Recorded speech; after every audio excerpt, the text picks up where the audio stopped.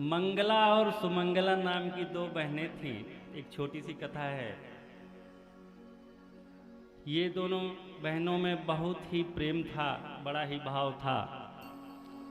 दोनों वृंदावन में आती थीं, सब्जी बेचने आती थीं।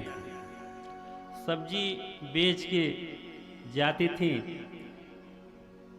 यमुना के किनारे कदम का पेड़ था, उसके नीचे बैठ के पराठे अचार खाती थी बड़े प्रेम से, और तब फिर उस पार अपने घर चली जाया करती थी।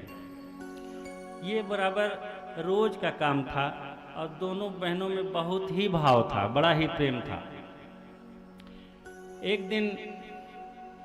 एक दिन मंगला ने कहा, बहन यहाँ पे कथा होता है, बराबर हो रहा है, चलिए कथा सुनते हैं एक दिन। सुमंगला ने कहा ठीक है चलते हैं। चली गई कथा सुनने। कथा कभी सुनी नहीं थी, बड़ा अच्छा लगा। गुरुजी ने बड़े ही भाव से कथा सुनाया और मंगला सुमंगला ने कथा सुनी।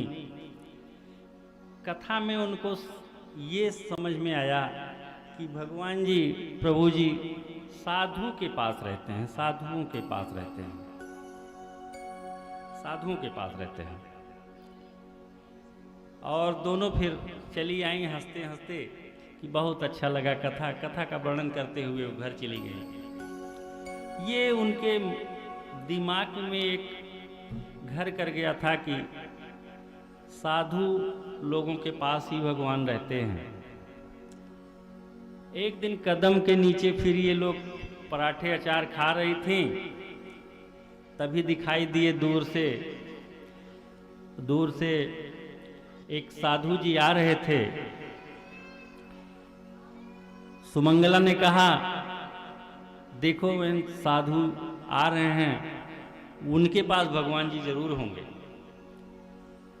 तभी महात्मा जी आए और वहीं नदी के किनारे अपना वो कमंडल और वो सब रख के चले गए दीर्घ शंका पे। मंगला सुमंगला ने कहा कि भगवान जी उसी में हैं, बाबा जी हैं भी नहीं, चलते हैं देखते हैं, आज मिलते हैं, कान्हा जी से आज मुलाकात हो ही जाएगी। और वो दोनों बहनें गईं।